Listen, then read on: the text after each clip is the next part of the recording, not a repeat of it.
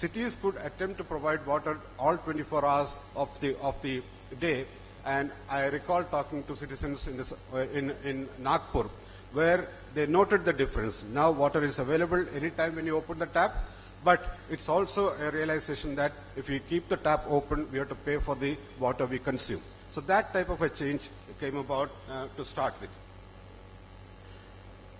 Area Sabha is a concept introduced by the earlier composite state of Andhra Pradesh, so that the governance level is taken below that of the local body, and it's not just the corporator on whom one has to depend, but the polling booth area becomes an area sabha. But that again is something which has not really taken off in our country. Bus rapid transit system, something like a dedicated route for buses in the cities. Some call it the poor man's metro, also made a beginning in our country during that mission period, and something like 15 plus cities or so have opted for this mode to promote public transport. In 2006, the National Urban Transport Policy was announced. It has all sorts of details as to how urban transport should be improved, what initiatives the state should take. As you all recognize, urban development constitutionally is a subject left to the states. So the central government can give policy directions, guidance. It is for the states to take it up forward. Some beginnings have been made, but a lot still needs to be done as far as the urban transport sector is concerned. I have this constant grievance to which I have been giving expression, that when we look at the list of 18 functions to be mandated to the cities, except for what exists in states like Maharashtra, city transport is not a subject actually mandated to the urban local bodies. And there has been a gap as far as organizing better transport in cities is concerned. Also, since it is not within their limits to take up such huge investment activities, cities probably have not been very keen to get this agenda shifted to their activities also. In 2008, the National Urban Sanitation Policy was announced, which again gave the roadmap for what needs to be improved as far as sanitation is concerned. And there was emphasis on looking at each city's sanitation issues and also having something like a city sanitation plan. I think that paved the way for taking up the Swachh Bharat mission. A basis was there in case cities had taken it up seriously. And from there on, the Swachh Bharat mission really decided to take it forward with a target-oriented approach. Service level benchmarks is a concept introduced for 6 sectors, again during that period, for basic services like water supply, sanitation, etc., so that citizens can be assured of a certain level of service. And that becomes important. The dignitaries here have talked about reforms, transformation. I think the reforms have to become meaningful, and for that to happen, citizens have to be assured of what is it that they can hope to get, in what time limit, time frame. E-governance and measures like that make a big difference, and without going to anyone, if one is assured of that type of a service, that becomes critical, and that was beginning in this direction. Bus funding is another activity which took place, which generated a lot of interest in cities to go in for modern buses. Urban transport reforms were stressed as part of the buses agenda, but it was again left to the states to take up as to what they would like to do. The urban bus specifications also came into existence, and of course the 13th Finance Commission, as I said, headed by Professor Kelkar, made a landmark change as far as recognizing the service level benchmarks is concerned, and taking the process of devolution further as far as the urban local bodies are concerned. I must also make a reference to the 2 states in the area of urban transport, Andhra Pradesh for Hyderabad and Tamil Nadu for Chennai, which in 2008 and 2010 took up specific legislation to have what is called a Unified Metropolitan Transport Authority for those big cities. Again, something which was talked about in the urban transportation policy, but these two states took the initiative of having a formal mechanism. It's another matter to what extent they have become active. Of course, some other states also took up this initiative, but in the form of an executive order. What's important also is states at their own level took up 33% reservation and 50% reservation in some states for women representatives in the elected bodies, which also has made a substantial impact. But once again, the point is, the reform is there, but has it really made a difference? Has it made life easier for people and also for these representatives to take up what they want to really do at that end? Guaranteed public sector delivery is another area where there is a definite beginning as far as guaranteeing services is concerned. Many states have taken various steps in this direction, though it's not very uniform. but various services which we talk about in the urban sector also find reflection in this assured delivery system. Then comes the next landmark of 2014 plus, the Swachh Bharat mission. Earlier plan documents used to talk about improving sanitation, providing better water facilities and things like that, but there was no definite target as far as these basic sectors are concerned. And what impresses me is the decision of the government to have specific targets in these areas now. Swachh Bharat mission talks about toilets for each household and also open defecation free cities. And there is a definite target to achieve this, and states and cities are now to take it forward so that it leads to an achievement. I think I'll cut short. Housing for all, houses for everyone. Again, there is a definite target. Smart cities, the Honorable Minister referred to. Competition has for the first time come in, and people participation has taken center stage. I must make a mention of the Amrit program also, where again for the first time it has been stated by a certain year, by implementing the program, every household should have access to water and sewage facility. So these are critical steps as far as moving forward is concerned, and I must compliment the Minister and the present scheme for taking up a reform measure of the real estate bill, something which when I was there I couldn't really push and take it forward, but it's a major step as far as the housing sector is concerned. What remains to be done is further empowerment and having strategy as far as urbanization in our country is concerned. Thank you. Thank you, Dr. Ramachandran. I now invite Dr. Vijay Kelkar, former Chairman, 13th Finance Commission, to briefly reflect on the reforms and the way going forward.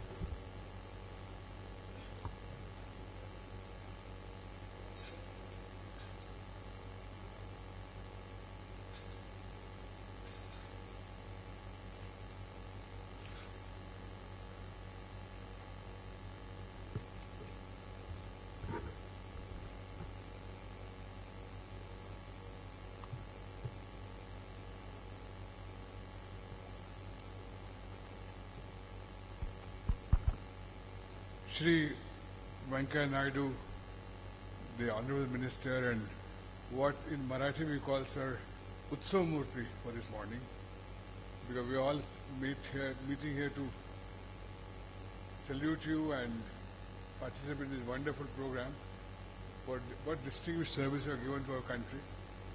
Mrs. Naidu, the distinguished panel on the dais, and friends. We already heard a very, very scintillating account by two distinguished ministers of this cabinet. I'm going to speak on somewhat longer framework, looking last 25 years as a whole, and then speculate in the next few years. The 1991 reforms launched by Prime Minister Narasimha Rao ji and Dr. Manmohan Singh were essentially reforms driven by crisis. The country faced a crisis in terms of balance of payments. We didn't have enough foreign exchange to meet our requirements, and that triggered the reforms program. And if you look at the content of the reforms, it's extremely important. It changed the mindset, and as the minister said, it started what you call liberalization, privatization, and globalization program. But it's centered around, in some ways, only about foreign exchange reforms and reforms of what people call as reforms of the product markets, that namely you open the economy for international competition, you open the economy from free of licensing, and it did pay off. But second wave of reforms, in my view, which were launched by Prime Minister Atal Bihari Vajpayee, and that has become now the mode for reform of our country, which I describe as consensus-driven reforms. There's no crisis. There's no reason to have reforms. The Prime Minister persuaded the country that we require reforms for meeting our aspirations, And if I characterize his reforms as described by Sri Rudy Pratapji, they're centered around reforms of important sectors of the economy. For instance, telecom sector, the revolution which he brought about, entire IT revolution came because of the reforms of telecom. Second important reform, sector reform, was mentioned by the minister on civil aviation or transportation sector. Third reform he did was in the area of roads. So entirely his emphasis was reforming major sectors of the economy, and that indeed paid off in terms of accelerated growth rate. In fact, sir, India is only one of few countries which registered accelerated growth decade after decade since 1991. No other country, very few countries have done it. One of the reasons being that thanks to the successive governments, and it's the foundation laid by Atal Bihari Ji, our reforms were driven on consensus. No government went back on earlier government's reforms. Every government accumulated further. So that created an enormous amount of confidence in the rest of the world that this country reforms are based on consensus and discussion, and they don't go back. And that's, I think, one of the important characteristics of Indian reforms. They're based on consensus, and they're always in one direction, namely they're progressive. Now, as I see it, we are now undertaking the third generation reforms, which are more difficult because some ways the earlier low-hanging fruits were already captured. They're difficult in the sense that now we have to reform what we call in literature factors of production: land, labor, and capital. They are difficult ones. And I really admire this government for taking this challenge of difficult reforms, which are absolutely essential for take this economy on the next growth trajectory. Now, what I consider I would consider the important achievement, and I'm really motivated by this title of today's function, One Nation, One Platform. And to my mind, the most important reform to achieve this is launching of goods and services tax, or launching of GST, which brings this country together as one market. Fortunately, it's a reform which is really bipartisan, was started by Atalji in the NDA 1, continued with UPA 1, UPA 2, and now it's coming to fruition in the NDA 2. And launching of GST would take us in the next very rapid phase of growth. We're bringing country together and building on all the activities being done, which mentioned by the Honorable Minister and Rudy Pratap in terms of skills. So, second, the most important part of our reforms, which is not yet mentioned, but if we want to really be the world today of knowledge economy, is the reform of our education sector. I believe that afternoon Education Minister is going to come, so I'm sure she will speak on it. But unless we reform our higher education, especially universities, India will again miss the boat in terms of new knowledge economy. But I'll leave it at that. So I consider the reform of education as the most critical in terms of taking our country further in the 21st century. So with that, I know we are pressed for time and there are more speakers to come. So sir, once again, I want to congratulate the Minister and Mrs. Naidu. I'm told she is the real motivator of the House for what has been done. And I join everybody to honor the distinguished Minister. Thank you very much.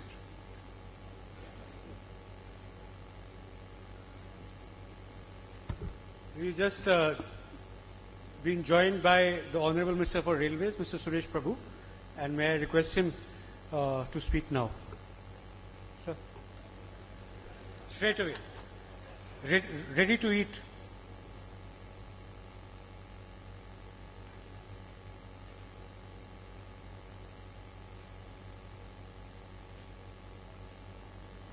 So let me, all the honorable ministers, my colleagues, senior colleagues, Mr. Kochar, of course I can see some distinguished people like Mr. Saxena, Mr. Vijay Kelkar, Dr. Kelkar and many others, so I don't want to take everybody's name, and so many here as well. So let me first of all congratulate Mr. Kochar and the Scotch Foundation for remembering that we are completing 25 years of reforms. It normally happens that many things are very well forgotten, and normally it is your own anniversary. You forget it, right? So therefore, I think you have not done that. Remember the 25th year, and long time, actually it's 2.5 decades, is a very significant time. And if you just go back and think about what India was in 1991, I think we have come traveled a pretty long distance. Whether this has resulted into something that significantly that we wanted, has it something which is so tangible? Is it something could have been better than what we have achieved? Is something needs to be debated, discussed. Not in as many years, but maybe a decade and a half more than that. China also did the same thing. 78, we have in 1991. So they achieved definitely as significant as one could see, has become the second largest economy with $10 trillion of economic output. Per capita incomes almost now 5 times of that of ours. So this has been a very significant achievement in that same period. And the path pursued by both the economies was virtually the same. They decided to go on reforms. And therefore, now no one can question whether we need reforms or we don't need reform. I know Mr. Saxena would definitely have a view about what is reform. And that is obviously an argument which has to be addressed, has to be seen, has to be properly understood. But I remember when I was dealing with this subject, about almost in 2000, so 15, 16 years ago, and I was confronted with this question, what is reform? When I was the Minister of Power, we wanted to open up the power sector. Some people said, there is no need. I remember having a very intensive dialogue with the unions. So some unions were of the opinion that if you do this, power sector is finished. So I remember having a very long dialogue with one of the most militant trade unions in West Bengal. And that time the minister, who was a Minister of Power, told me that he has a problem because he was himself a trade union leader, he became the power minister. And that too of the power sector employees itself. So the employees were saying that we are used to hearing something different from you, and now how can you change your tone? So he said, then I insisted that I must meet your trade union leaders. He said, okay, then we'll get you a proper, strong military police so that you can meet them. I said, then I don't want to meet them. I said, I would like to meet them without anything, and then I had a dialogue with them. So I told them that the power sector is in such a situation that we have no money, and you have no money, as you can see. So you are bankrupt. Your father in Delhi, who is also borrowing, because we have fiscal deficit, that means we are borrowing. All that equivalent of fiscal deficit has to be borrowed from the market or from some other source. So the father is also borrowing. Our father-in-law, who is sitting in Washington DC, he is not recognizing the power sector anymore. He said the girl has married, now is gone, so I don't want to deal with that anymore. So I said, now the challenge is, forget the pension which is in danger, but your present salaries are threatened. So if we bring in reforms, at least it will make sure that there is a hope of getting something better than what it is today. The situation is bad already. So when you actually have a baseline which makes you believe that it is something as bad as it is, then I think we need reforms, which I don't think Mr. Saxena will disagree. So we need reforms because it is deformed. If there is something wrong, you have to change it. If the child is not doing well, you send the child to deform home for reforming, for reform home, for deformed child to reform home. So therefore, the beginning of a process of reform has to be based on a detailed analysis about the situation which is as bad as it was in 1991. China, the same situation. In 1978, The Cultural Revolution has just ended. There was a huge agriculture crisis. I don't know how many millions had died, how many million people had died. The food production was nosediving. They had a food security problem.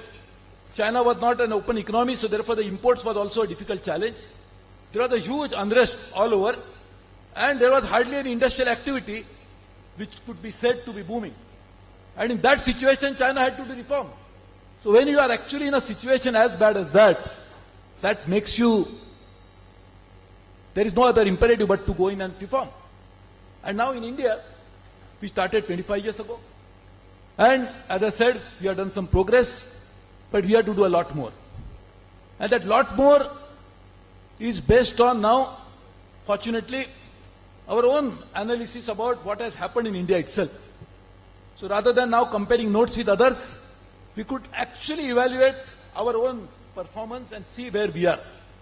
Even today, and I fully agree with Mr. Saxena's analysis, many times he has said that we must have the reforms benefiting the target group which needs the most help. Whether they may be the Adivasis, the tribals, the poor, the farmers, the deprived, all of that they must do it. And obviously, that is the ultimate target of the reform.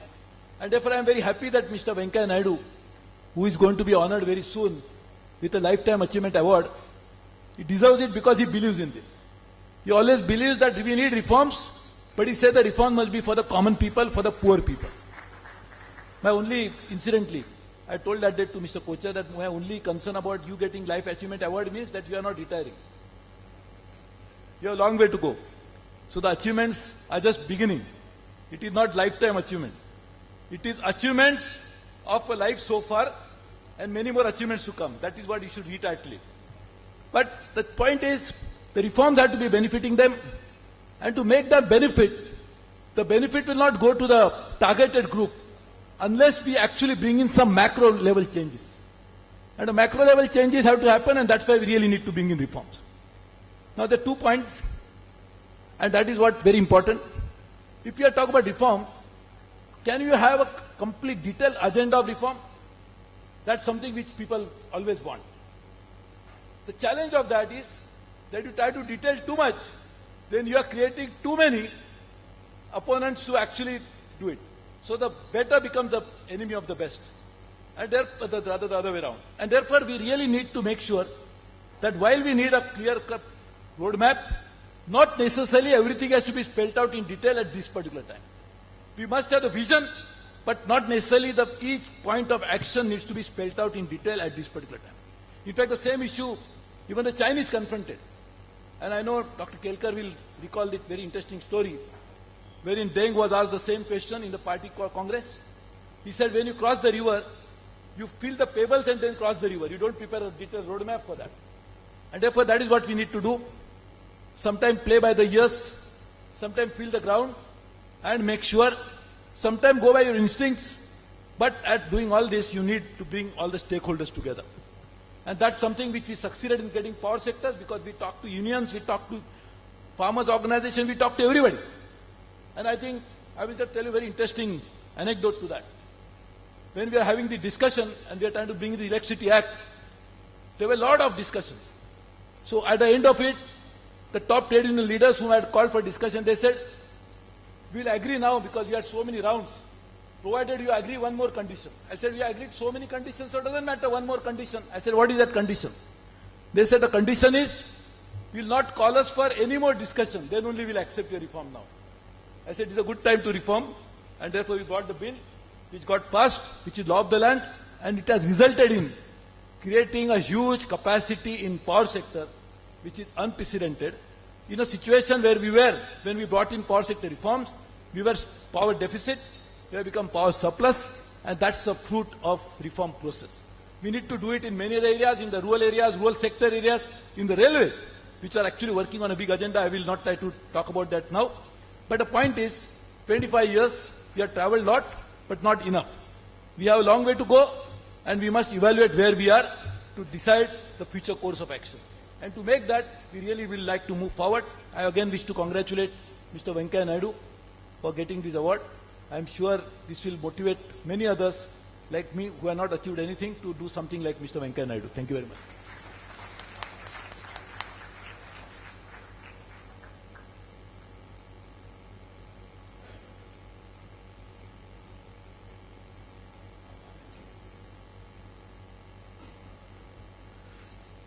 I now request Mr. Kamineni Srinivas, an old friend of Venkaiah ji, also the Health Minister of State of Andhra Pradesh, to say a few words. Good morning, ladies and gentlemen. It gives me a great pleasure to be a part of this function, where my closest friend is being honored with the Scotch Challenger Lifetime Achievement Award. Our friendship goes over 40 years old. During all these years, he has always been my confidante, advisor and mentor in all aspects of my life. It is because of him I am standing in front of you today. In spite of his stature and position, he remained a strong family man and always close to his friends. His strength is his family and friends. And he brings a lot of value to his family and friends. His family also supports him in all his social activities. His wife Ushamma is here, daughter Deepa, son-in-law Venkat, son Harsha and daughter-in-law Radhama. They are all here. They all support him at the cost of their being together for more time. From the beginning, he is a man of great conviction. He strongly believes and follows the values and principles of the party. He chose to remain loyal to the party. He would not hesitate to speak his mind, both inside and outside the party. This is well appreciated by one and all, including our Honorable Prime Minister. It is well known fact that he is gifted with an unparalleled oratory skills. He can communicate any point in any language to any section of the society, both educated and uneducated. Social service, which uplifts rural masses, has always been very close to his heart. Our country needs people like Naiduji, who carries a clean image. He is a role model for our future generation of politicians. On a personal note, the state I represent, the newly formed Andhra Pradesh, needs the help to rebuild our institutions and infrastructure. I would like to congratulate the organizing committee for choosing such an eminent person like Naiduji for this Lifetime Achievement Award. Finally, I would like to thank him for all the things he has done for me and for the betterment of our beloved country. I pray Almighty to give him long, healthy and active life. Thank you very much. Thank you, Samir Kocha.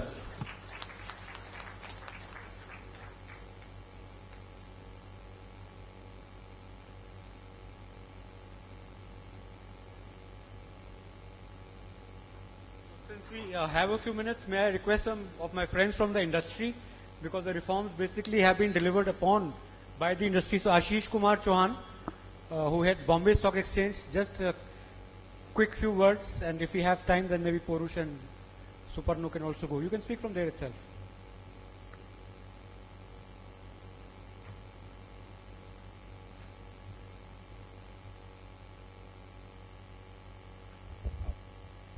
Mr. Venkaiah Naidu, Mrs. Naidu, Mr. Suresh Prabhu, Mr. Rudy, Mr. Chaudhary, Mr. Kelkar, Mr. Saxena, other dignitaries on dais, off the dais, friends, ladies and gentlemen, it's an honor to be in front of you recalling 25 years of reform. I have been as much a child of reforms as Samir has been, and I was involved in setting up National Stock Exchange as a part of the reforms process. And we did a lot of things those days. As the minister said, you need to continue to reform and transform every moment, every day.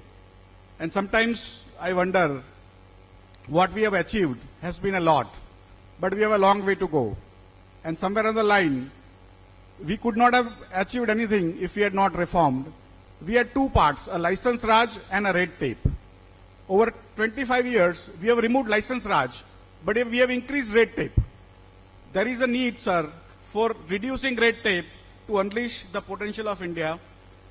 Just to give you a perspective, we have done tremendous automation in stock markets. We have set up automated exchanges. Even old exchanges have become automated. We have set up depositories. We have set up clearing houses, we have set up derivatives markets, but the number of investors in last 20 years has actually reduced. 20 years back, 25 years back in 91, there were 3 crore investors. Today, there are less. What have we done wrong? Probably we need to introspect. With that, thank you very much for calling me here.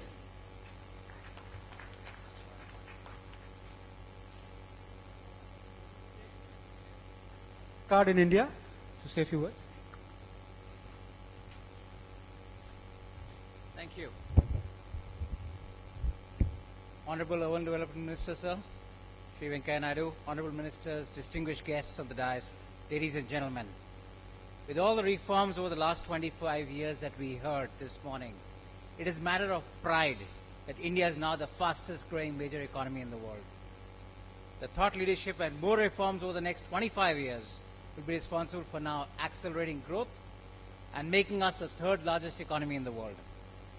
We at MasterCard will continue working with and supporting the government in providing safe, secure payment solutions to all sectors for a less cash economy, like smart cities including transit, like the National Skills Development Program, like the Chhattisgarh Scholarship Program, and now the Small Merchant Acceptance Program with the Confederation of All India Traders.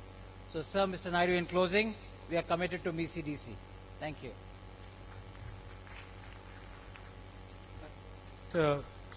Banerjee from Hewlett Packard Enterprise Worldwide.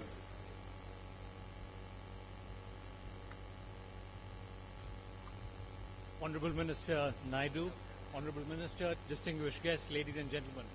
It's a real honor to be here, and remembering 25 years, I think there's nothing better than actually seeing what's happened. And I just came back accompanying a bunch of visitors from the IMF and European Central Bank, and we were in interior Haryana and Rajasthan, and what better than to see the progress that has taken place and the vibrance of the economy. As Hewlett Packard Enterprise, we stand ready to pitch in and help deliver on the mission that and the vision that Honorable Minister Naidu has put amongst the others in terms of smart cities, livable communities, and we look forward to participating in that journey for the next 25 years and beyond. So thank you very much for the opportunity, sir. Thank you, Super. Given the number of well-wishers and friends Venkaiah ji has, we've had the pleasant surprise of Mr. Y.S. Chaudhary also joining us. He's the Union Minister for Science and Technology. I take the opportunity to invite him to say a few words about Venkaiah ji. Sir.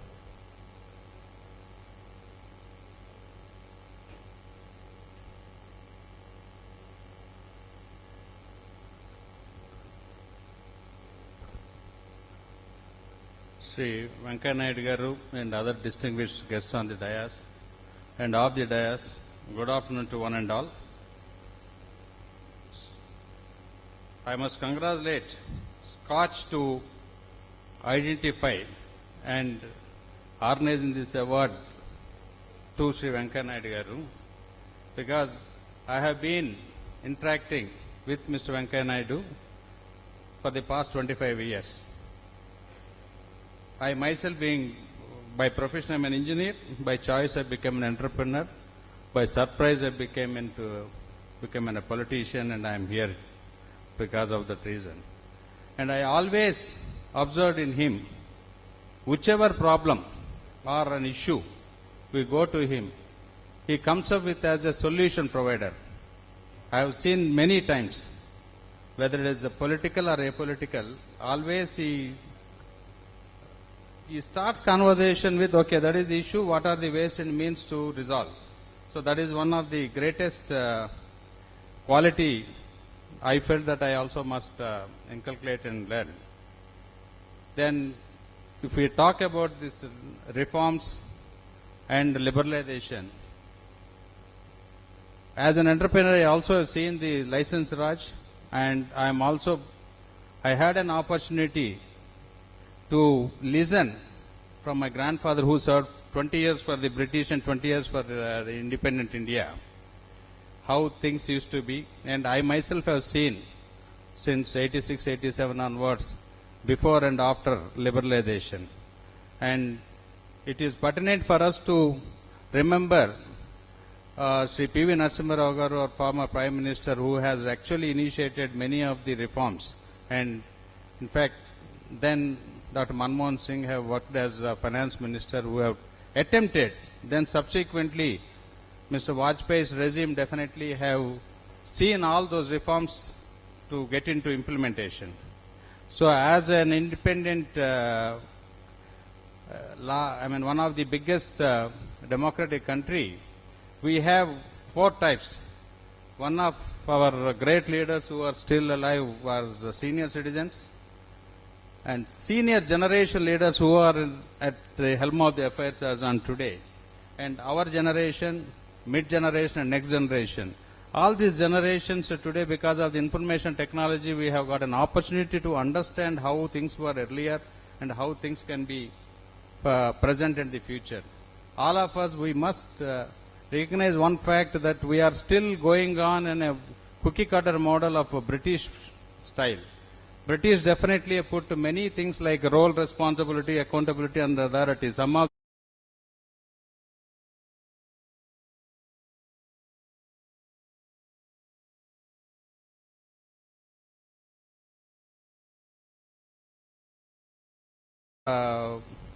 diverse states, diverse languages, diverse people. It takes little more time, but British never said about the empowerability. So role, responsibility, accountability, authority is given, but about empowerment they never mentioned. Thereby red tapeism comes. Empowerment, nobody knows what one gentleman is, one officer or a minister is empowered, when, whether it is a finality or not, when it can be questioned. That is where we are at the crossroads as on today. However, under the leadership of Sri Narendra Modi ji, every effort is being put to see that this empowerability is given and accountability is increased. Today, there is a need for us to see and clearly mention about the measurable accountability. That is what our government have been definitely working for. And I once again congratulate Sri Venkaiah Naidu garu and his approach. Every time we have been talking to, our country requires education, health care and support to the farmers for the agriculture. If these 3 things are addressed, and our DNA is very strong, and we will be the one of the superpower country in the world. Thank you very much for giving me this opportunity. Thank you very much, sir. So while we wait for the Honorable Finance Minister to come in, we'll play a short film that tells you about the lineage of the Scotch Award and the kind of illustrious people that have also preceded Venkaiah ji, who's now the front runner in that very long list, soon to be conferred. Can we have the film on the Scotch Challenger Award, please?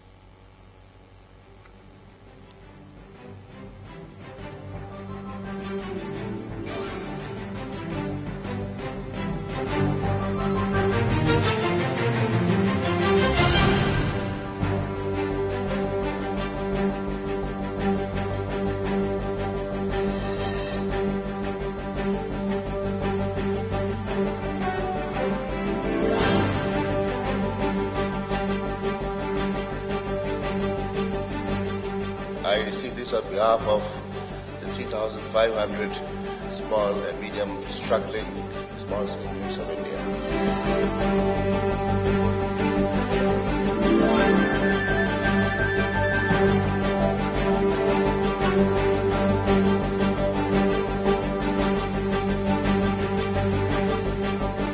I accept this in all the humility. It's a tribute to the young people of Reliance. I'd like to thank everyone who participated in making us happen.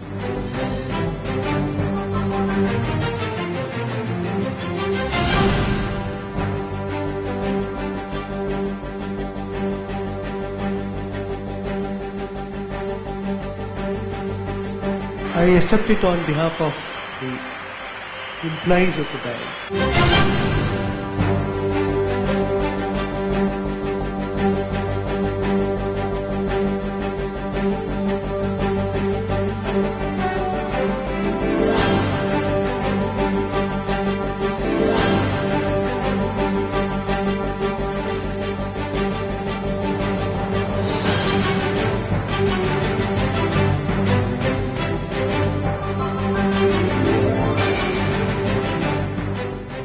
have received many awards earlier, but I must admit, this is perhaps the most moving of all the things that I have received. We are all grateful to Scotch for this special recognition.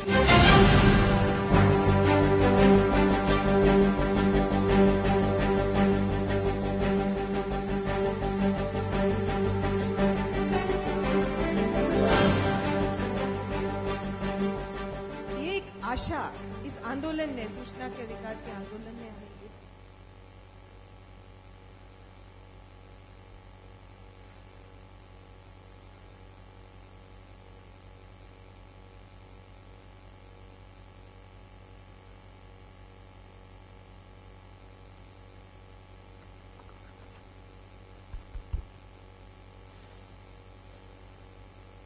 Good afternoon and very warm welcome to Mr. Arun Jaitley, the Honorable Finance Minister, who has just joined us. Without any delay, I would like to invite him to release Mr. Samir Kocher's book on the untold story of Indian reforms, 1991-2016.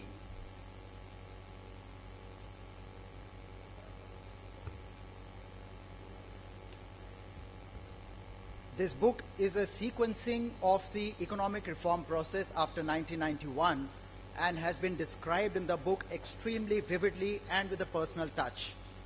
In its brisk history telling, you encounter ringside view of important personalities who orchestrated the reforms that brought millions and millions of people of India to a better and rewarding life, and some key lessons missing in the history telling elsewhere, without which the recounts of the reforms would never be complete.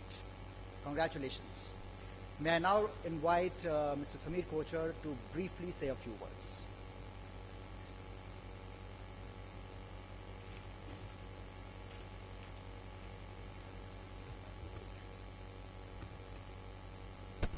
Thank you, sir, for kindly releasing my book. I actually have a vested agenda in getting this book released through your hands. You know, selling books is a difficult business, and I have written 14 books. The only book that ever made money for me, and you released it, was called Mozinomics. So I hope the next book that makes money for me is A Brief History of Indian Reform. Of course, the second part 2 of the agenda, of course, is that with the previous governments, I've had the opportunity to have a ringside view periodically to look at what is it that they're doing so that the documentation can be meticulous at the end of 25-year period. So I hope over the next 25 years of the NDA regime, as Amit Shah ji puts it, I would be accorded the same opportunity by this government to work closely with you, observe what you're doing, document it, and when I'm 77 years old, write a book called 50 Years of Indian Reform. Thank you very much. With that, maybe move to the main agenda for the day, which is let's see the film premiere, The Man Who Challenged Poverty.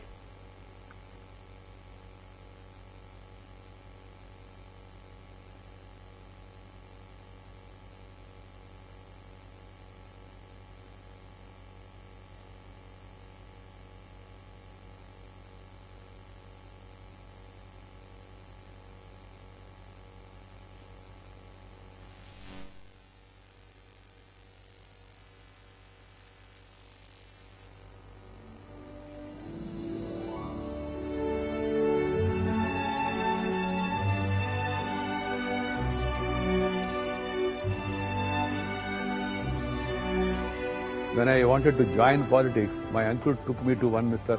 Anam Venkat Reddy, former Congress minister, who is close to our family. So my uncle told him that this boy is going to join some party. So he asked me what party it is. I said, I have not joined any party, but I like somehow Janasangh, Atal Bihari Vajpayee and Advani and all. He said, Janasangh? Yes. So he said, this is a North Indian party. Then he said, it's a urban party. Then he said it's an educated party. Then he said it's a Brahmin Baniya party. Then he said it's a vegetarian party. I laughed at him and told him, sir, there is no such thing. So I became MLA in 1978. In the election, there was a Indira wave. 10 seats went to Congress in my district. I alone won on behalf of Janata Party. I was very active in Assembly. And in 83, second time, the Congress people wanted to defeat me. Indira Gandhi came all the way to my constituency. by a helicopter. They could not succeed and I won with double majority. In 1985, I was made state president of the BJP. There they wanted to make somebody from South as All India General Secretary. Pramod Mahajan and all suggested, why not Venkaya? In 96, when first BJP government came, Vajpayee became Prime Minister. All my other colleagues went to government. At that time there was a discussion, who will look after the party? I volunteered. Again, when BJP government was formed in 98, then also the issue came, who will look after the party? I volunteered. In 2000, Rangaraj Kumaramangalam, he died. So Atalji and Advaniji called me and told me, there is nobody senior from South in the central government. He asked me, you become power minister. Because Kumaramangalam was holding the portfolio of power, energy. I said, Atalji, I'm sorry. They said surface transport. And I said, sir, I don't know anything about engineering. Then Prime Minister called me next day morning. He was looking, it is rescue. He said, Krishi. Then he called Brajesh Minister. Bhai, Krishi. He said, sir, Nitish Kumar is the agriculture minister. So Atalji said, bhai, he is our ally, we can't disturb him. Then, aur batao. Then I said, Gramin Vikas. As I hail from village, I thought, what about our roads? Because I used to walk 3 kilometers a day to go to school. The original idea came because the Prime Minister told us one of the days saying that he is coming out with a new scheme called as a Golden Quadrilateral. Then I discussed with my colleagues.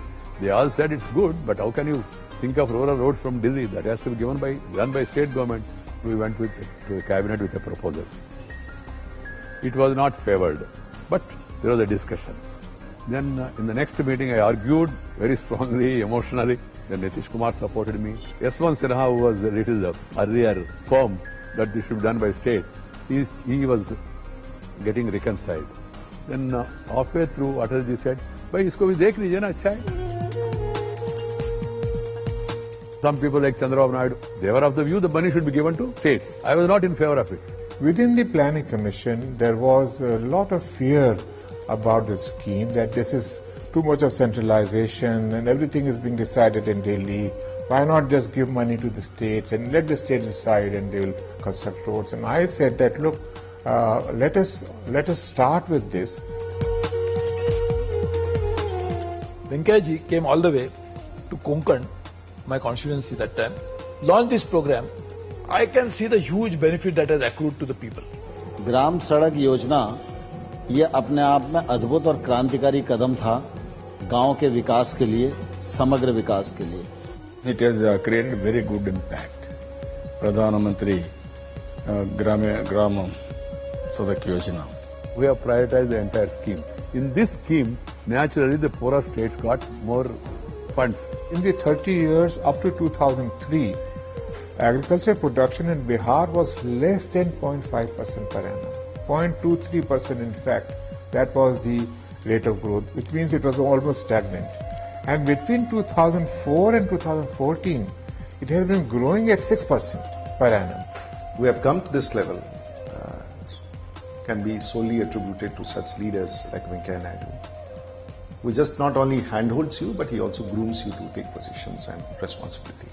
The reform is a software which has to be marketed, has to be accepted, it has to be implemented in a manner that the reform will not be seen as a threat, but will be seen to be as an enabler for helping you to do business better. So Venkaya ji understands that very well. His foresight and his imagination has shown that a lot of poverty has declined because of PMGS5.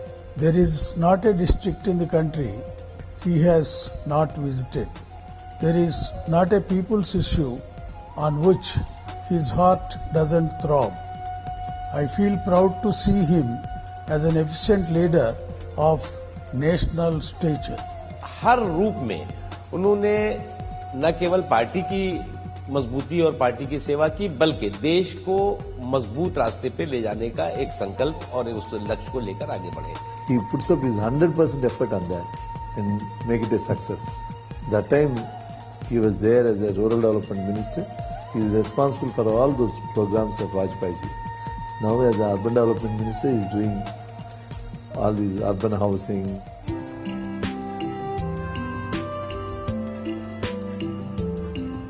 In the Pradhan Mantri Awas Yojana, there are three distinctive features. One feature is that the house, particularly if it's a new construction, it should be preferably in the name of a woman. The second important issue is we are making it mandatory that whatever the dwelling unit is going to be set up, it must have a toilet. We are going to fund the housing for the urban poor in a big way, 6% interest subvention, something unheard in the history of the country. We are now coming out with this program of smart cities, where you are enhancing the urban facilities and also creating economic opportunities for the people. Atal Mission for Urban Regeneration and Transformation, Deen Dayal Antyodaya Yojana, uplifting the poorest of the poor. For the first time, I would say there is emphasis on every household should have water connectivity, every household should have a sewage connectivity. So these are all fundamentals which need to be incorporated in our urban scheme of things.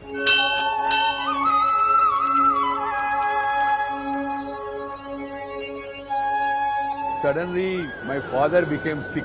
Our relatives told, no, it's your duty to take care of father. How can I take care of my father? So then they said, you better get married. In such a family, who will be taking care of your father? She has helped me to fulfill my responsibility towards her by that Pitru Dharma, whatever you call, and also enabling me to have the dream of my mother to study law. ప్రజాసేవ చేయాలని నిర్ణయించుకున్నాను. అడిగినప్పుడు తెలుసుకుని సరేనని చెప్పాను. మా తల్లిదండ్రుల సహకారంతో ఆయన నాకు దగ్గరగా పిల్లలు లేను ఇప్పుడు ఆలోచన లేదు. దేశానికి ఉపయోగపడే పనులు చేస్తున్నప్పుడు మా బంధువులందరికీ పిల్లలకు సర్ది చెప్పాను. I must tell you, I could not do justice to her individually, to the family, even to the children also.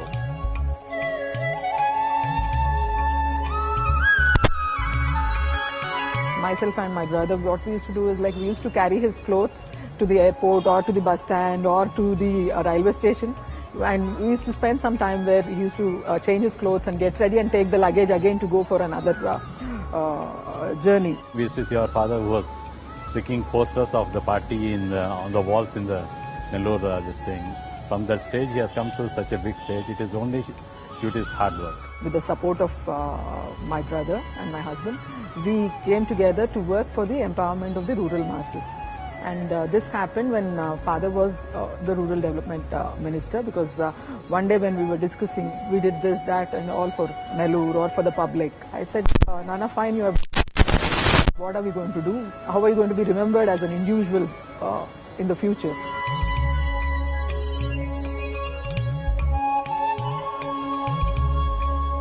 We are working towards education, empowerment and health in these three fields. And to support it, we have started a foundation called Mukvarpu Foundation, which is our house name, which supports the activities of Swarna Bharat Trust. He initiated social service. Number of centers is starting. This is where I appreciate him. Service is his motto.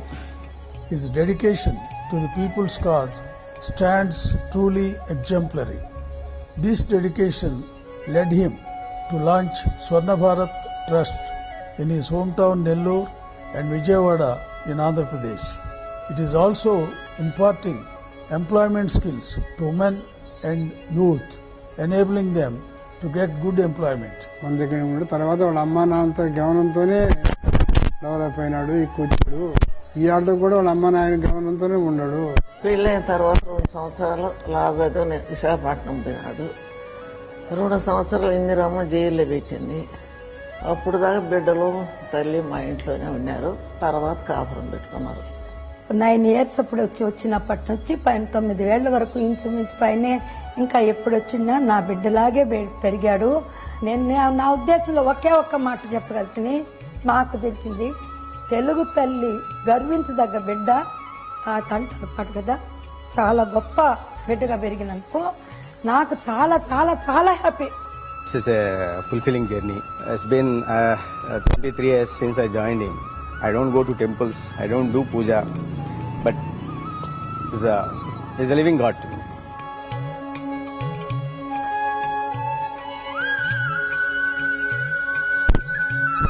We have a and we call him Tatya. My Tatya is a hero for me. Despite his busy schedules, he finds times to spend with us, takes us to movies, holidays and many more.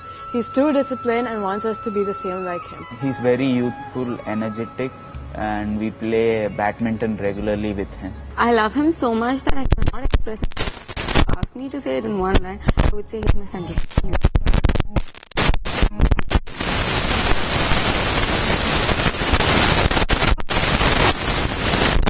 Born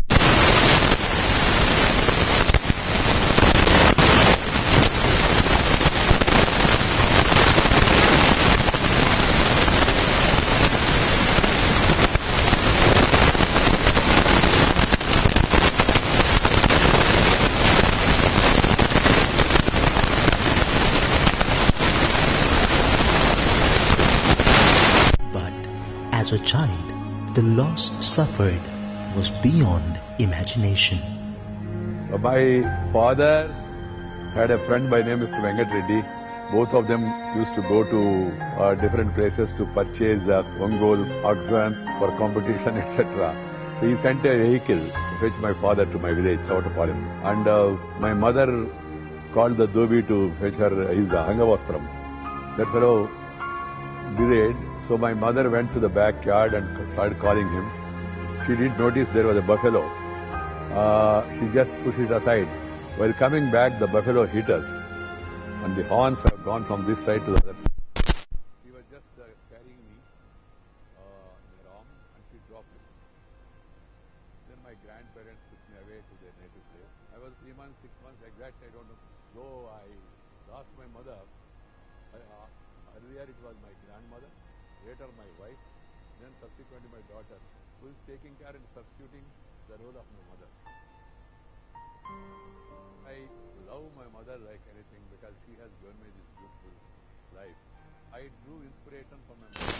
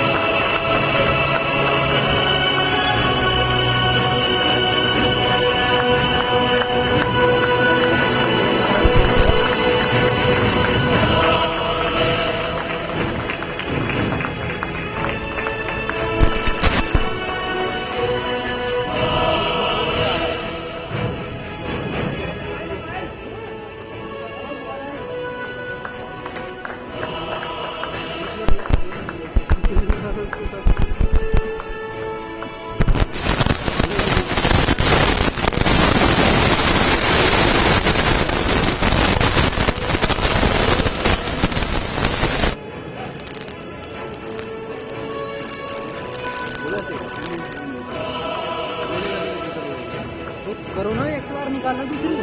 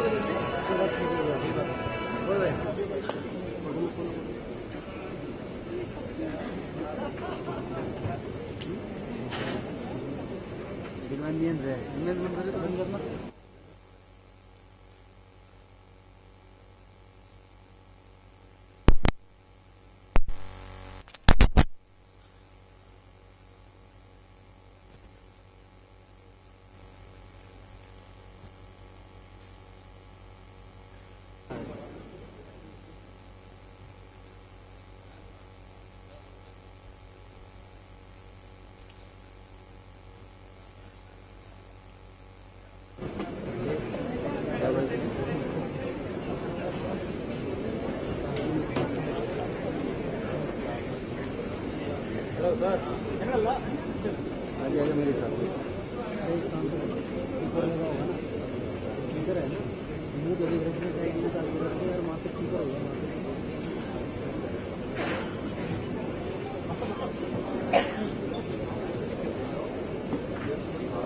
hello, May I now request वो the सबका ही Honorable खराब हो Minister गया, for his acceptance speech. सबका ही खराब हो रहा है ऑडियो। NMC में सर सबका ही खराब था वहाँ, अभी बहुत क्या था, सबका खराब हो रहा था।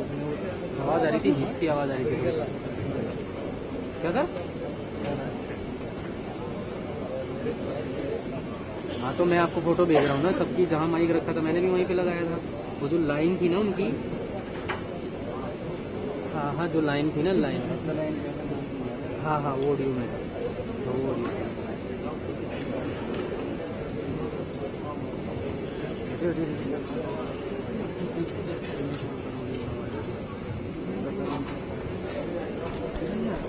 My colleague in the central government and also one of my batchmates during the student youthful days and one of my personal good friend also, whom I admire for his talent, articulation, understanding and finding solutions, the Finance Minister of India, Sri Arun Jaitley, and all the colleagues, Sri Suresh Prabhu, Sri Chaudhary, members of Parliament of different parties from the state of Telangana and Andhra Pradesh, Sri Subhash Chandraji, chairman of the G Group, and a lot of friends who have come from different spots of Tamil Nadu, Karnataka, Telangana and Andhra Pradesh. I don't know how they all suddenly came to know of this and came over here, because I have not accepted any award in my life, because I have a feeling the moment you are accepting award means that you are retiring. I am neither retired nor retired. I will be continuing to work, but after so much persuasion, and that too because of the good work done by Samir Kocherji in the field of reforms, because I always had a feeling, India with all its vast potential and resources, why are we lagging behind? When you see America, you see Singapore, those days, I used to feel always sick by what is happening to our country. So, the reforms really has brought a change, you must admit. Whether it is Narasimha Rao ji or Manmohan Singh ji, our ideas were there. They need to be appreciated. But the real implementation started when our leader, Sri Atal Bihari Vajpayee, was the Prime Minister. He brought the real change and implementation of reforms, and he brought the connectivity, air connectivity, rail connectivity, highway connectivity, rural connectivity, tele-connectivity, television connectivity, port connectivity, political connectivity. He brought that revolution using all these reforms. So I am very happy to be part of the reforms in my own humble way. So I thought, when I saw Samir Kocherji explaining to me the journey of reforms and the work he is doing, in a moment of my weakness for reforms, or likeness for reforms, I have accepted. I was still in dilemma even morning calls. I was thinking what is there and all, because a lot of universities also earlier offered me doctorate. I had a word of consultation with my friend Arun Jaitley. He also told me nothing wrong, you take but don't publicize. He has also taken a lot, but he never publicizes because that's not going to add to our this thing. But whatever it is, I'm thankful to the organizers for giving me this Lifetime Achievement Award for the small work I have done as a rural development minister and the small work I am doing as an urban development minister. As I told in the morning, I remember one is the need for ending urban-rural divide. The second one is rural connectivity. The third one is the urban transformation. That is the need of the hour. Because urbanization has become a reality, people are moving to urban areas. As I told you, even I have moved from rural development to urban development. That being the reality, you can't stop it. So with the urban development also, fortunately, the housing for all is one of the most favorite subjects of mine. I am thankful to the Prime Minister for having given me this responsibility, because house, minimum house for all, even after 68 years of independence, that's a dream. A dream, we have to make it true. So I am thankful to the Finance Minister also for the support he has extended to us in this Housings for All scheme. Please.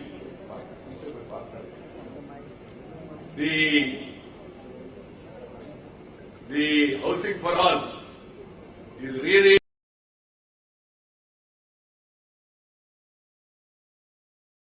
so Prime Minister has given a lot of emphasis and he wanted to be completed by 2022. With the cooperation of the Finance Minister and the state governments, I am confident that it will become a reality by 2022, housing for all. And then Narendra Modi will go down in the history of the country as a person who has provided this housing facility. Secondly, the RERA, Real Estate Regulation Development Bill, is also going to bring a revolutionary change in the urban housing and real estate sector, because government alone cannot do this work. You need a private participation, public-private partnership. So in that, the private sector also has a great role, and my government believes that private people also are equal partners in the development. Industry, business, they are also equal partners. We, unlike others who always criticize business, industry outside and then do business with them in the evening. Morning they criticize, and the evening they do business with them. But we discuss, we do business in daytime only. Because what? They are also equal part. Industry also is equal partner in the development of the country.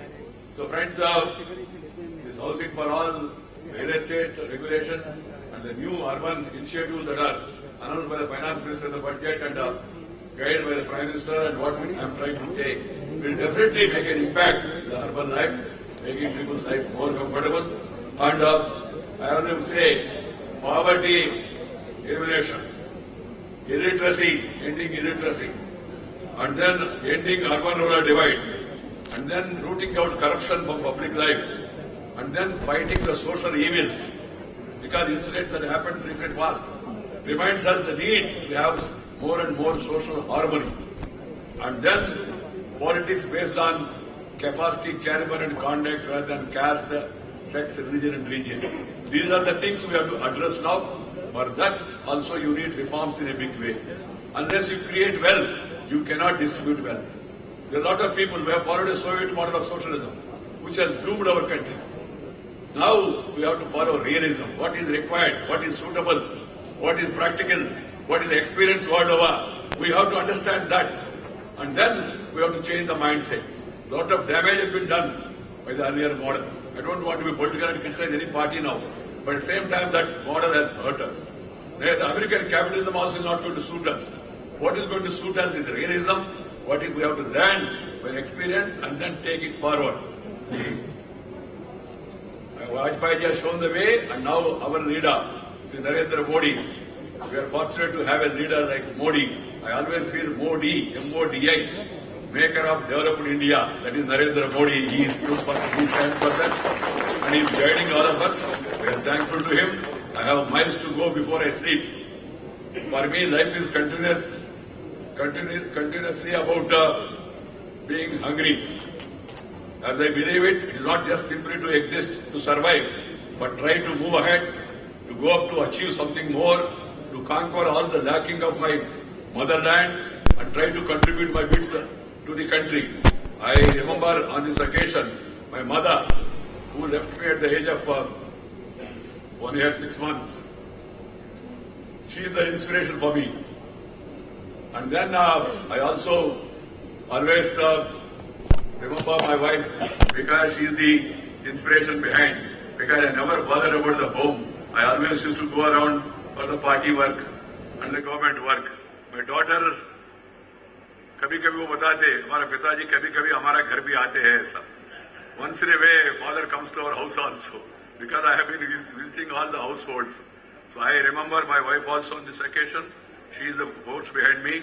And thirdly, I remember my gurus in RSS younger days, Sri late Sompalli Somaya, Pranta Pracharak, and Sri Durga Prasad, the two people who have changed my destiny, who gave me this character, caliber, capacity and conduct, who taught me discipline, dynamism, dedication and devotion towards the motherland, who inculcated me the social awareness.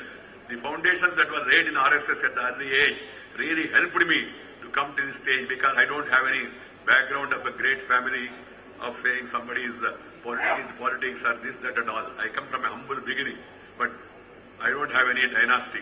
You know, in democracy, dynasty is nasty, but it tasty to some people in this country.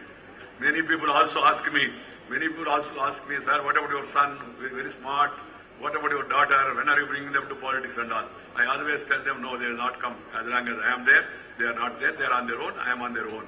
This is what I believe. So friends, lastly I say, the reason for my reaching this level is one, my ideological background. The second one is hard work, discipline, consistency in politics and policies. You have to change according to times. I remember myself and Arun, you were all there in ABVP. Those days we used to shout a slogan, automation, anti-nation. Automation, anti-nation. Now looking back, that's not relevant today. You can't. So we are always willing for change, trying to learn from others also, taking good things from other parties, other governments also. And this government, led by Sri Narendra Modi, want to transform India. He is the biggest transformer. You know, transformer also power, how much importance it makes. So my only appeal is reform, perform and transform. Thank you very much. I would like to thank the Minister also for sparing his valuable time and coming over here to give me this award. Thank you very much.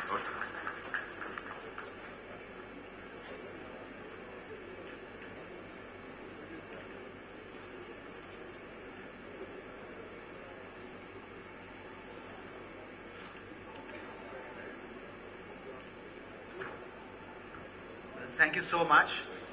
Any talk of reforms cannot be complete till such time we hear from the Finance Minister himself. Ladies and gentlemen, may I now present Mr. Arun Jaitley.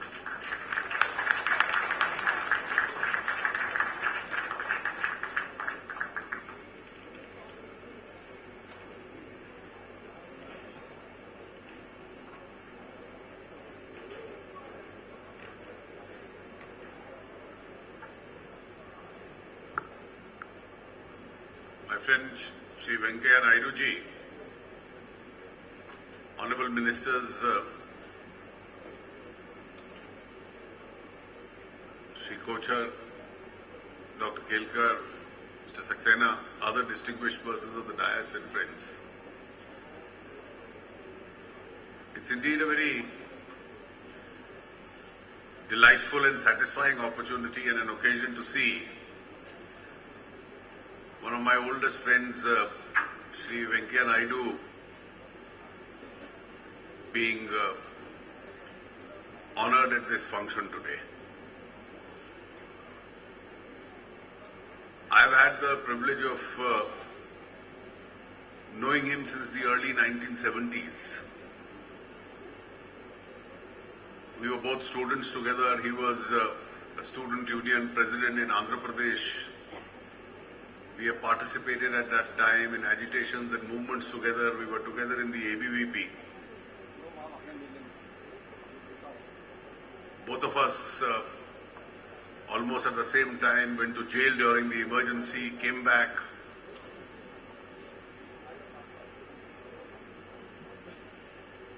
And then when the BJP was formed in 1980,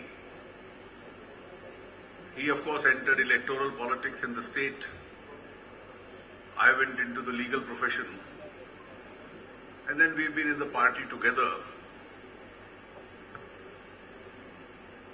And for almost four and a half decades, having worked together, a very strong personal bond has been built between us. How do I size him up? He's a highly emotional person. His heart really dictates his activity, and the heart is a big one. And therefore, his ability to connect with people and to realize where the shoe pinches. And he always has a word of advice, and I must say to his credit, he never holds his views back. He is very connected. One of the lesser known facts about him is he doesn't like to sit in an office. So I don't know, every time he has been a minister, he finds that discipline a little difficult because he likes traveling. And even as a party functionary, he would travel by bus, he would travel by train, he would travel by air. And if I'm not wrong, even when these days Parliament is not in session, about 4 days in a week he's traveling. So he goes to smaller towns, villages, and connects with people, and therefore gets a lot of feedback as far as people are concerned.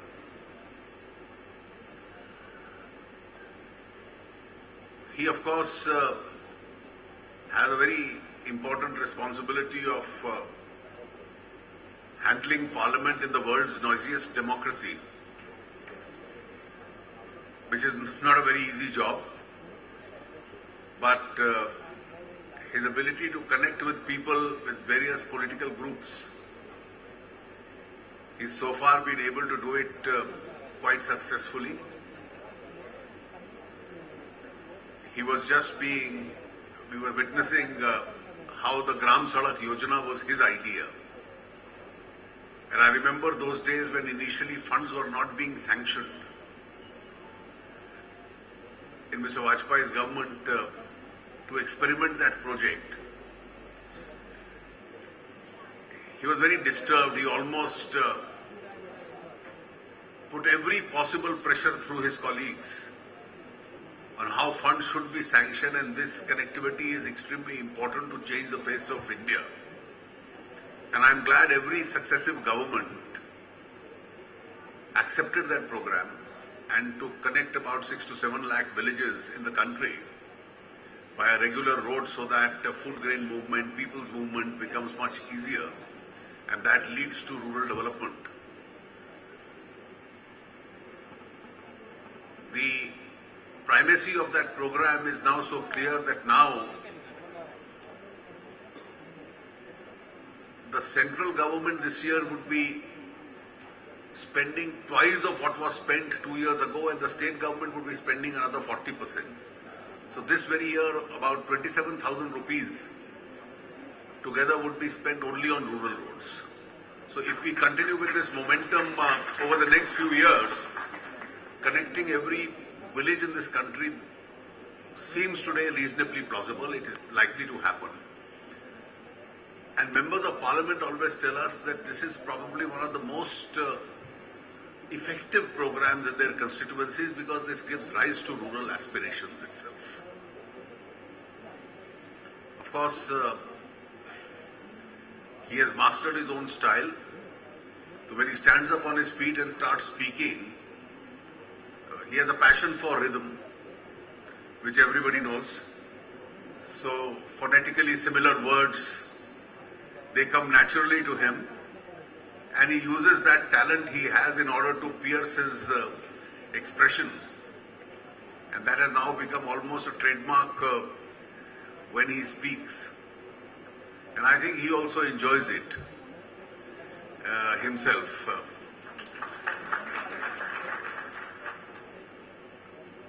Just one word about the main idea of this meeting that Mr. Kochhar and all his colleagues have been organizing to introspect on the 25 years of reform.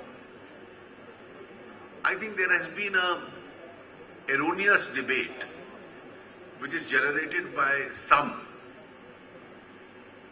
who think that the whole debate in India is between are you pro-reform or are you pro-poor? I think the subject itself and the question which is raised in this debate itself is wrong. And because it's erroneous, you'll never be able to get the right answer because the question itself is erroneously framed.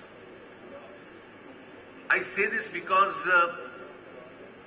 we've seen the kind of economic activity I can understand in the decades of the 50s and the 60s, where obviously resources were inadequate, and those inadequate resources we had to make the best out of it.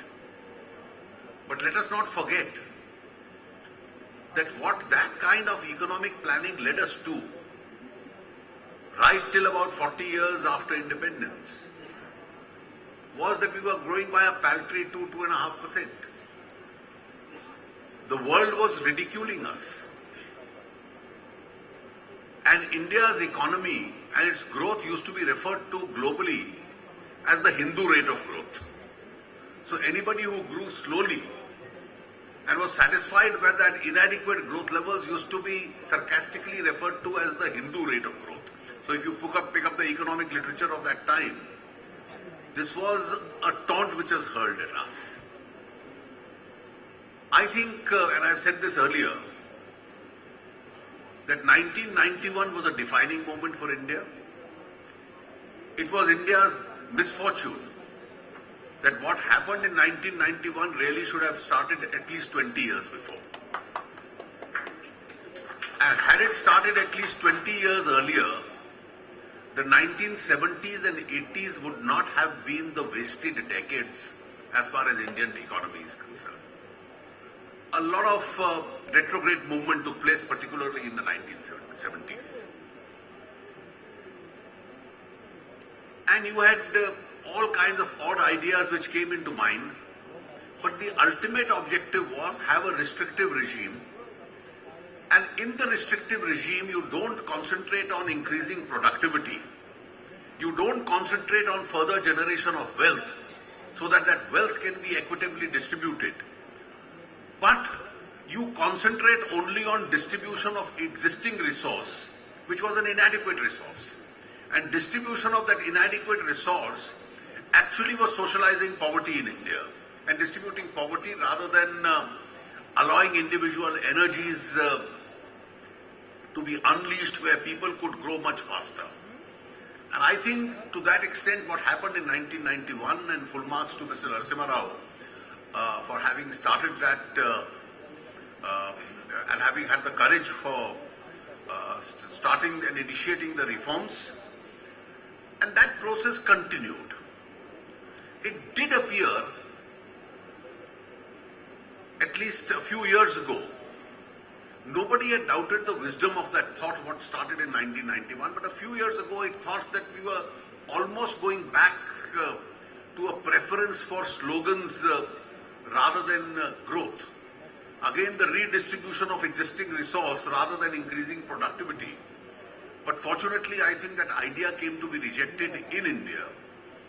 And at the end of the day, India seems to have realized certain factors. It's only when you grow and grow much faster, you are able to pull up a lot of people, but that's not enough. You are then able to use this increased resource that comes into the pockets of the government to additionally start a lot of poverty alleviation programs and concentrate state investment and public investment in those areas where the pit sink exists. Where the pit sink exists, they have to be filled up. Now, an impoverished government can never do that. It's only a government with resources which can do that.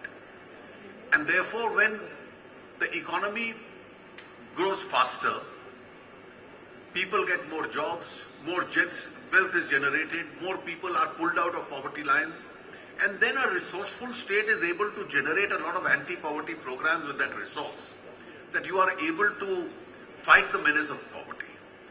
So let alone there being a choice between reforms and versus poverty, the best response to poverty elimination is to grow faster so that we have more resources in order to serve the poor people. And I think the real idea behind what's happened in the last 25 years was precisely to move in this direction, and the two therefore complement each other. And that is precisely the object of the present government, and I am sure it's a philosophy that is getting increased acceptability. Today, I think there are challenges, but there are a few strengths also. And one of the greatest strengths of India in this environment is that in 1991 and the early years, there was a fear of the unknown. Today, a large section has benefited from reforms. And therefore, people know that it benefits, and the constituency that supports reform is much bigger in size compared to what is the obsolete thinking.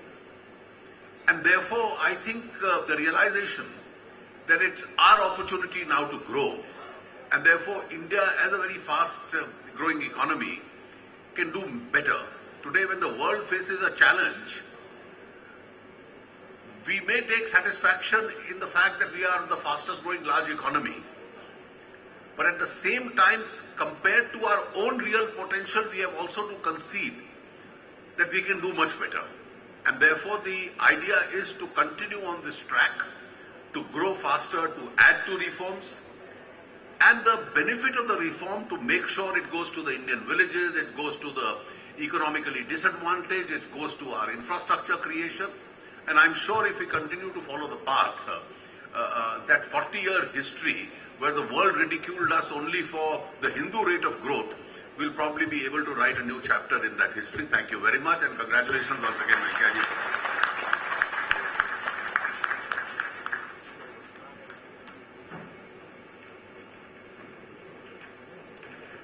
Thank you very much, sir. These are really inspiring words. May I now request Mr. Kochhar to say a few words.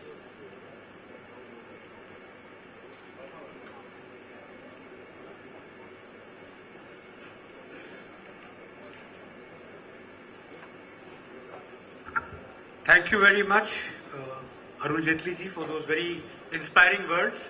And I think it is a resolve of this room that we will redefine the Hindu rate of growth as the new normal 10%. So we will still be called the Hindu rate of growth, but it will be 10%. It would not be 3% and 5%. With that, I really thank the Honorable Finance Minister for taking the time out and being with us this afternoon. He has, of course, a lot of work pending. So I think he would be leaving in a while. But I would request you all to remain seated because, we've done a very hurried job of photographing Venkaiah ji. And this is his lifetime moment, and even his grandchildren, his son could not join. So please bear with me for another 10 minutes while we do these other pictures with the family and other dignitaries and whoever wants to congratulate him. And in the meanwhile, perhaps I can see the Honorable Finance Minister out.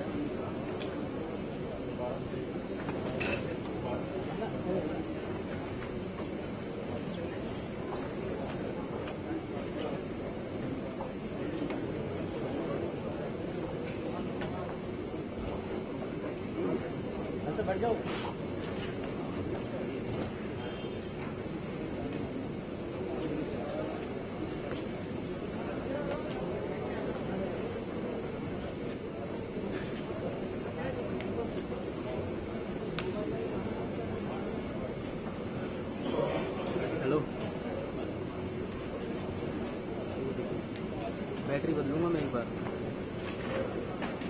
अभी बिल्कुल बंद हो चुकी है, बहुत लप कर रही है। जेटली जी तो जा रहे हैं।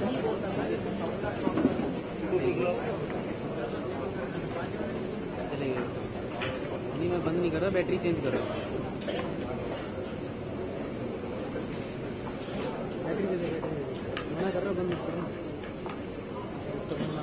कौन हो?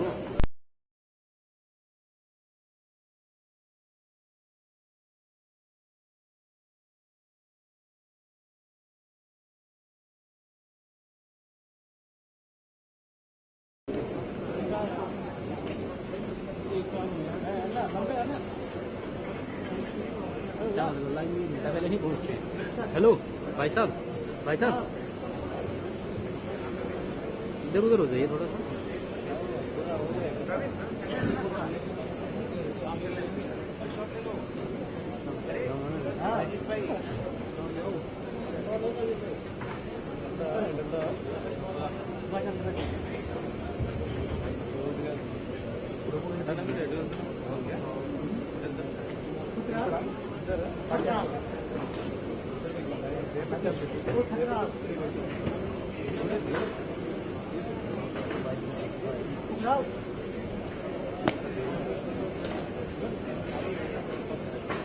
हाँ सर,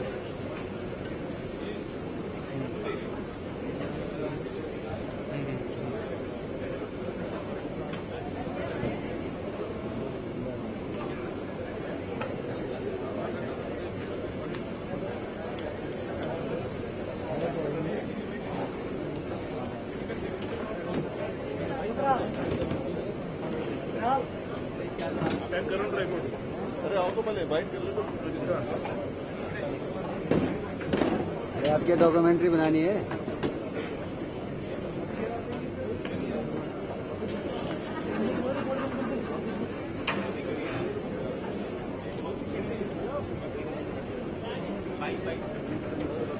Bye.